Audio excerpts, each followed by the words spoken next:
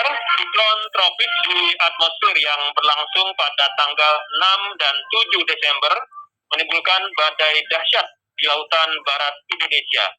Kondisi tersebut menyebabkan hujan intensitas sedang hingga lebat di sejumlah wilayah di tanah air.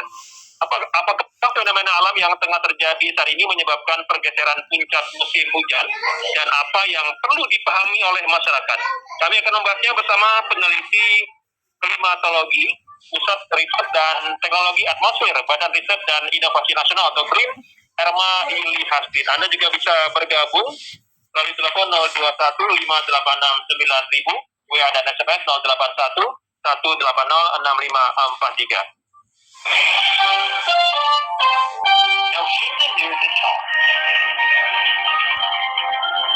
Erma, ini betul ya bahwa siklon tropis di atmosfer tanggal 6 dan 7 Desember ini menyebabkan badai dahsyat di lautan barat Indonesia, Bu?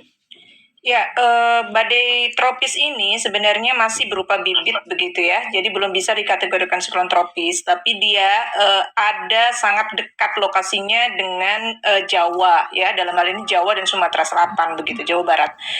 Dia ada di Samudra Hindia, terbentuk sejak 3 atau 4 hari yang lalu begitu, dan dinamakan TC02S. Jadi lokasi persisnya dia ada di barat daya dari Jawa Barat, sangat dekat dengan darat begitu ya.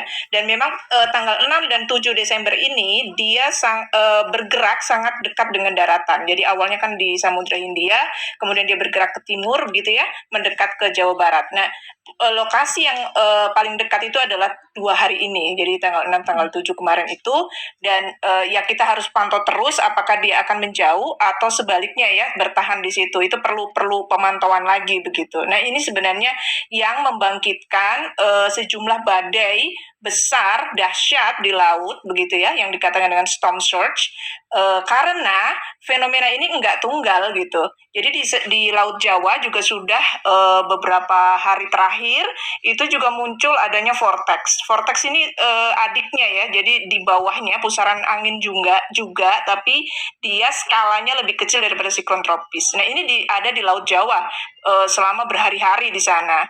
Dia melemah kemudian menguat lagi seperti itu terus menerus, sehingga sebenarnya ada 2 gitu ya, di Laut Jawa ada, di Samudra Hindia ada, dan satu lagi bahkan ada di Borneo atau di Kalimantan bagian utara, itu juga ada pusaran angin juga.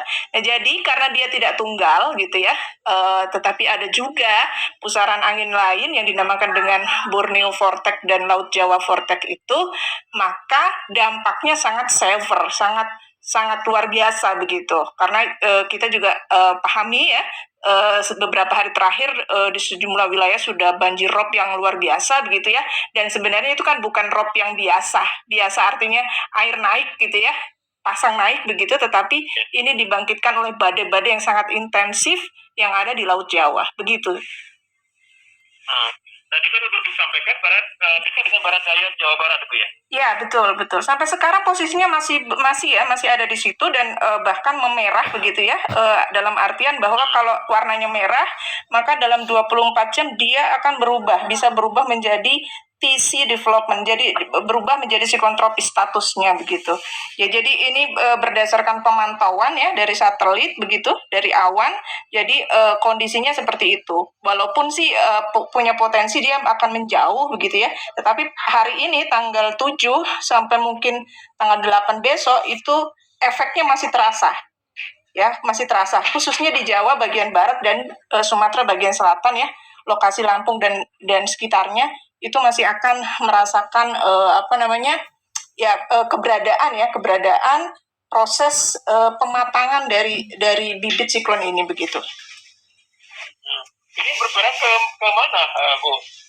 Ya, diprediksi atau potensinya adalah dia pergerakannya akan menjauh artinya dia akan ke selatan. Tapi sebelum ke selatan dia akan ke timur dulu gitu, ke timur dan bergerak ke selatan. Jadi tenggara berarti ya. Jadi bergerak ke tenggara. Artinya kan memang seharusnya yang namanya bibit siklon itu nggak bisa lama dekat dengan ekuator. Ini kan posisinya sangat dekat nih dengan ekuator ya. Antara 5 sampai sekitar 10 ya, 5 sampai 10 lintang selatan. Nah, itu sebenarnya posisi yang sangat sangat apa namanya ya, sangat tidak mungkin dia akan tetap di situ dan membesar gitu. Pasti dia akan menjauh karena gaya untuk memutarnya itu kan sebenarnya kecil gitu.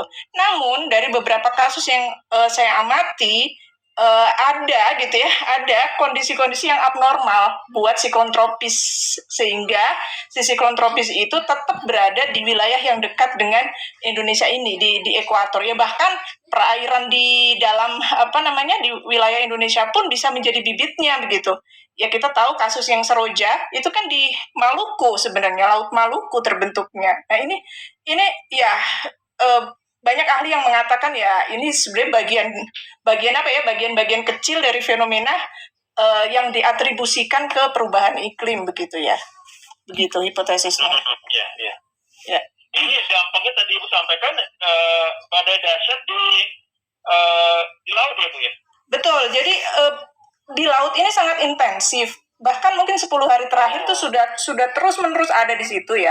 Bahkan saya juga apa namanya ya, melihat ada vortex di Laut Jawa itu juga sudah abnormal banget gitu. Karena sampai sekarang secara ilmiah vortex itu hanya bisa terbentuk tuh di utara Kalimantan itu aja. Makanya ada Borneo vortex disebutnya ya, dan itu sudah secara keilmuan sudah dipahami begitu.